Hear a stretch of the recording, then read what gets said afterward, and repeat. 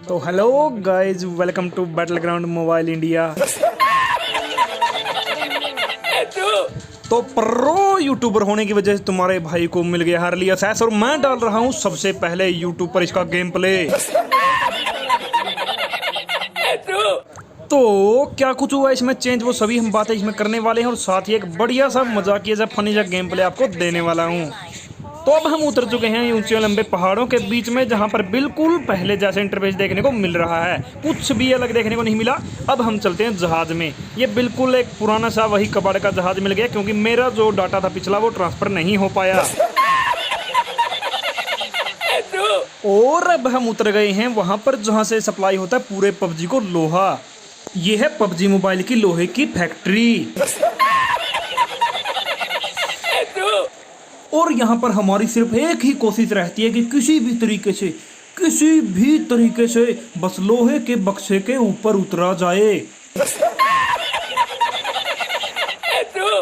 और जो भी बक्से के ऊपर उतरा समझो वही हुआ प्रो प्लेयर। और उसके बाद शुरू होता है कचरे में सुई ढूंढने का काम, क्योंकि पबजी मोबाइल डिब्बे ज्यादा देता है और बंदूकें कम। लेकिन हम ठहरे प्रो प्लेयर, हमारी आंखें होती हैं बाज से तेज और हाथ रखते हैं कानून से लंबे। कानून से मुजरिम बच सकता है, लेकिन प्रो प्लेयर से बंदूकें नहीं। और हमको मिलती है एक पिस्टल और एक दिवाली की पिचकारी, जो चलती कम है और शोर ज्यादा करती है। और अब मुझे मिली है लंबी दूरी तक दुश्मन को ढूंढ ढूंढ कर मारने वाली बंदूकें, लेकिन दुश्मन पास में हुआ तो क्या, तो वो मुझे मार लेगा। अभी मुझे चाहिए था दूर तक देखने वाला यंत्र, जो मैंने उठा लिया। अरे ये क्या, दुश्मन के निशान कहाँ है? अरे भाई हैक, अरे यहाँ छुपा है। रुक बेटा रुक, अभी आया, रुक। चल बेटा निकल ले लो भी। अब हम उठा लेते हैं इसकी अस्थियां, कुछ भी नहीं है, भिखमंगा कहीं का। और अब हम निकल लेते हैं डिब्बों के शहर से। चारों तरफ गोलियों की आवाजें फैली हुई हैं, और एक मैं हूँ जो अस्थियां लूटने में बिजी हूँ। थोड़ी देर बाद सारे शहर में सन्नाटा छा जाता है, लेकिन ऊपर की तरफ एक राक्षस तबाही मचाए हुए है, तो चल के पहले उसी को देख लेते हैं। और वो ऊंचा सुर इतनी ऊंचाई पर बैठा है कि मेरे घुटनों से चर चर की आवाजें आने लगती हैं, और मैं अपने मित्र मानुष को बोलता हूँ कि जल्दी से गाड़ी लेकर आ। जैसे ही ऊपर पहुँचता हूँ मैं देखता हूँ कि खून से लथपथ एक राक्षस अपने वाहन के साथ ऊपर बैठा हुआ है, और तभी अचानक चर चर चर चर चर की आवाजें चलने लगती है और राक्षस सामने ढेर हो जाता है, और मैं उसकी अस्थियां लूटने लग जाता हूँ। फिर मैं और मेरा मित्र मानुष वहां से निकलने की तैयारी करते हैं। मैं अपने वाहन पर बैठता हूँ और वो अलग वाहन पर सवार हो जाता है, लेकिन आप देखिए वो आकर मेरे वाहन से अपने वाहन को टकराता है और नीचे उतरकर मेरे वाहन में आकर बैठ जाता है। अब वाहन इतना छोटा है, इतना वजन वो सहन नहीं कर सकता, और देखिए आप वो कैसे लटक पटक कर चल रहा है, मानो अंध का सुर सच में अंधा हो गया हो। और अंत में हमें अपने वाहन को बदलना पड़ता है, और मेरा मित्र मानुष चुनौतियां दे देकर लोगों को बुला रहा होता है कि आओ मेरे सामने कौन है यहाँ पर जो मुझे टक्कर दे सके। थोड़ी देर बाद मेरे मित्र मानुष को क्लिनिक प्लस का नशा सर चढ़कर बोलने लगता है। उसके बाद हम यहाँ पर सबसे ऊंचे महल के ऊपर चढ़ जाते हैं, जहाँ पर दुश्मन के पांव के निशान आ रहे होते हैं। जैसे ही खटर पटर की आवाजें आती हैं, हम समझ जाते हैं कि दुश्मन नीचे की तरफ है, और मैं सीढ़ियों से देखने लगता हूँ। तभी मुझे दुश्मन नीचे की तरफ दिखाई देता है।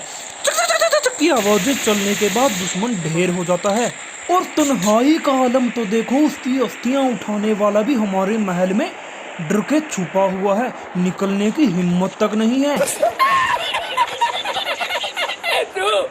और उसके बाद मैं प्रो प्लेयर होने के नाते दुश्मन के आगे कूद कर पहुंच जाता हूं, लेकिन दुश्मन तो आधा मरा हुआ है।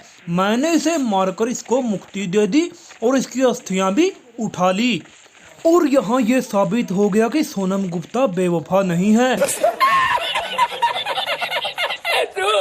तभी एक और दुश्मन दिखाई देता और दूरदर्शक यंत्र की मदद से मैं की आवाजें निकालकर मेरे शस्त्र की मदद से उसका वध कर देता हूँ।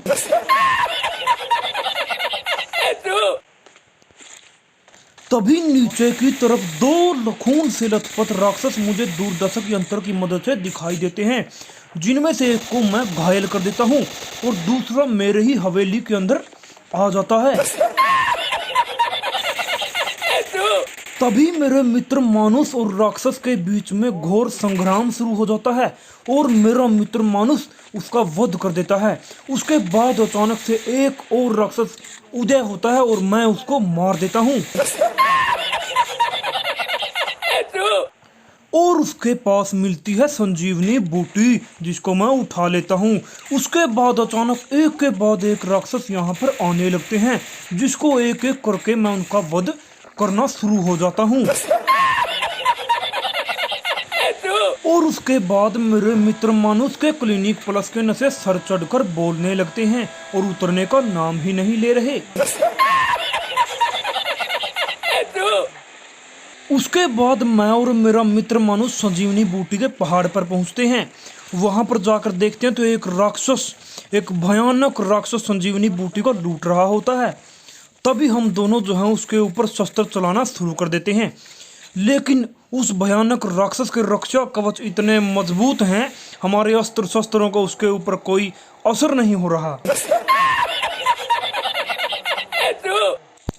जिसके बाद लंबे समय तक शस्त्रों के महायुद्ध के बाद पीछे से एक राक्षस आ जाता है और उसका वध भी मुझे करना पड़ता है। उसके बाद दूरदर्शक यंत्र की मदद से राक्षसों का संहार शुरू हो जाता है। अब सिर्फ 5 राक्षस बचे हैं। उसके बाद राक्षस की माया शुरू होती है और वो अपने वाहन को हवा में उड़ाना शुरू कर देता है। जैसे ही मैं उस पर वार करना शुरू करता हूँ, वो फिर से अपनी माया से वहां से गायब हो जाता है। फिर मैं अपनी दूरदर्शक दृष्टि की मदद से उसको देखता हूँ और उसके ऊपर अस्त्र चलाता हूँ। तभी मेरा जो लास्ट अस्त्र है वो उसके ऊपर ब्रह्मास्त्र बन जाता है। और उसके बाद उस आखिरी राक्षस की अस्थियों से हम ब्रह्मास्त्र बना लेते हैं और उसको उठाकर आखिरी राक्षस की तलाश शुरू होती है। जैसे जैसे आगे की तरफ बढ़ रहे हैं, वो राक्षस हमारे आसपास है नहीं है, इस चीज का एहसास हमें हो चुका है और उसे ढूंढने का प्रयास हम करने लगते हैं। और उसके बाद मेरे मित्र मानुस और उस भयंकर राक्षस के बीच में महाभारत शुरू हो जाती है और मेरा मित्र जीत जाता है और अंत में बुराई हार जाती है और सच्चाई की जीत होती है।